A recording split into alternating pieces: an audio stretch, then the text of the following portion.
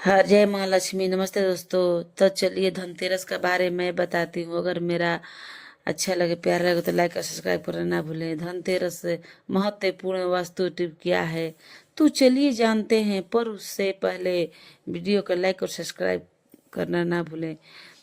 घर के मुख्य द्वार पर हल्दी और चावल के पेस्ट से स्वादिष्ट चिन्ह बनाएं।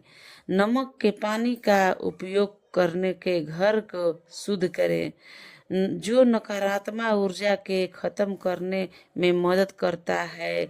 धनतेरस के दिन पूजा के लिए उत्तर पूर्व का कोना चुनें। इस दिन गणेश, लक्ष्मी और भगवान कुबेर की मिट्टी या चांदी से बने मूर्ति को पूजा करनी चाहिए। धनतेरस के दिन कांच या प्लास्टिक पेरिस की मूर्तियां खरीदने से बचें। इस दिन काले रंग के कपड़े न पहने, क्योंकि ये दुर्भाग्य का प्रतीक है।